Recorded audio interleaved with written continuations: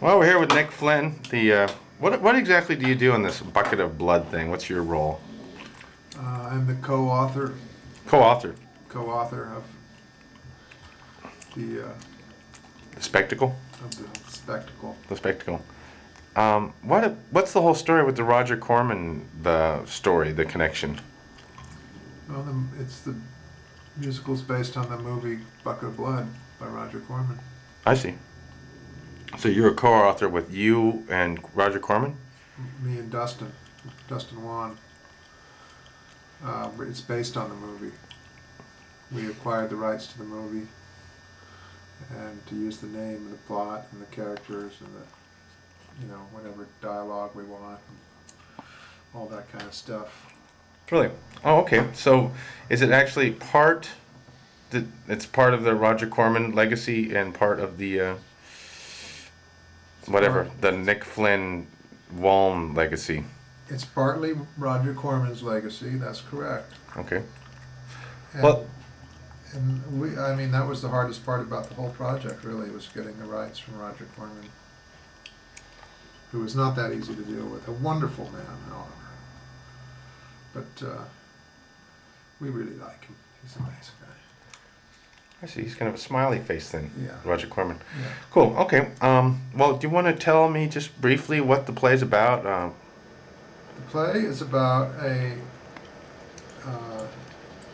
it's a silly play, really, about a busboy who wants to be an artist because he hangs out. It's set in the 1959 or 60 and down in LA, and it's kind of in the beatnik coffee house.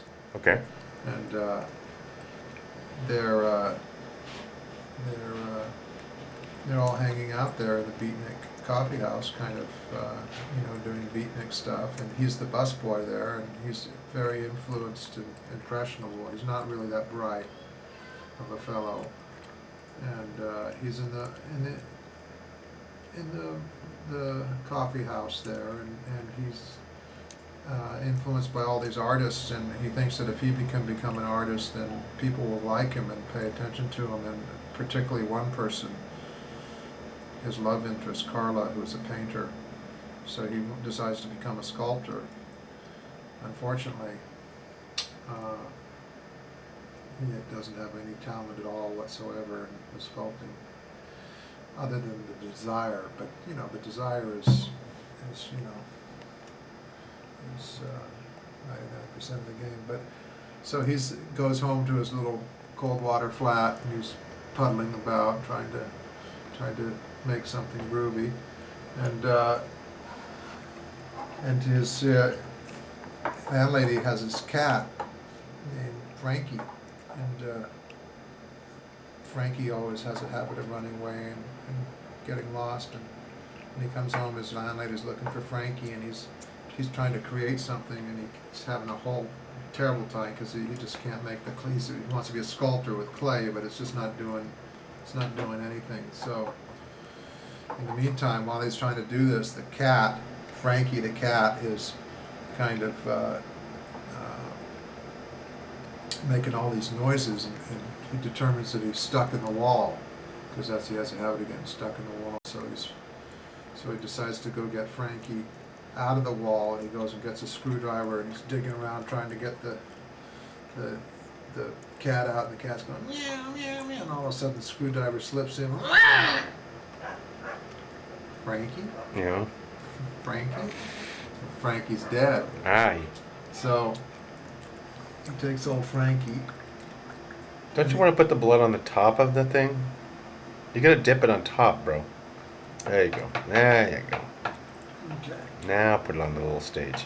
Okay. Now you can cut that part, right? Okay, yeah, I'll fix that in the mix. Anyway, okay, well, you don't have to give us the whole frickin' story, but Well, so after that, okay, and then mayhem and pay. What Alright. ensues after that? Well, then he gets Frankie, and he's going, oh my Lord, what am I going to do with Frankie? Oh no, I really screwed up. Mrs. Swickert's going to be so upset. And then he gets the big idea, the light bulb goes off in his head. Uh-huh. That, well, I'll just cover Frankie with some clay and bring him down to the cafe, the Yellow Door. Yeah. and that's the name of the cafe. And then and they'll love me because they think I've made this wonderful cat with a screwdriver sticking out of it. So he covers it up. That's then the next scene we see him. He's down at the yellow door, and The he's screwdriver's still sticking out of the cat, yeah, though? he leaves the screwdriver okay. in, and he takes it down to the yellow door, and he brings it out and puts it on the table, and everybody's flipping out. They're going, "My God, it's wonderful! It's beautiful! It's great. What do you call it? Dead cat?" Oh, brilliant understatement! And they just think it's the greatest thing. And then all of a sudden, so now he's an artist. Okay, so they're all celebrating him and having a great time, and everybody's happy and everything. And then and in the meantime, some people come in and want to buy it, and the manager, he wants to, Leonard, he's kind of a frog, Leonard, he wants to be the manager, right? So he takes takes it upon himself to become the manager of Walter here. Walter, that's the bus boy, and he tries, he tries to get him to make some more stuff. So, but the only thing is, he doesn't have any more cats or anything. But in the meantime, there's this narc hanging out, and the narc thinks that Walter's into drugs because he's so goofy. I see. But he's not really into drugs. He's just kind of goofy. Mm-hmm. And so he takes Walter, he follows Walter home and is going to bust him and stuff, and then one thing leads to another, and then the narc ends up getting killed, and then you can figure out the rest from there, And it's just kind of a goofy thing, Okay. But there's songs, and there's love interest, and there's love interest, there's everything. sex, there's nudity, there's sex, there's lust, there's greed, there's everything that makes America great. and violence. Violence, tons of violence. Oh Really? yeah. So it's got everything a good musical comedy should have, basically. It's got right? it all. Man. It's got it all. Has it got TNA too? It's got TNA, man. It's got full rear end nudity. And who wrote the songs? Dustin and I, we wrote everything. You both wrote the songs. We wrote all the songs. We wrote all the we adapted the story. It's basically it's our baby. How did you come up with the whole idea? When did the genesis occur? The genesis occurred. Dustin had the idea. Uh-huh. I ran into Dustin at a party, and he said, that's not very noticeable, is it?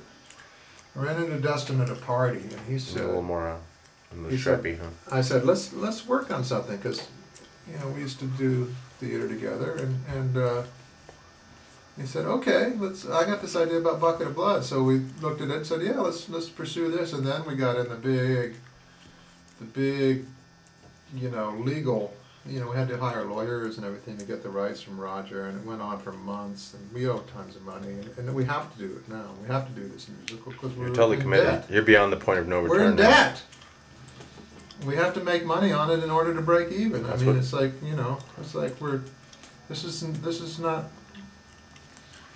not for fun anymore. This is This life or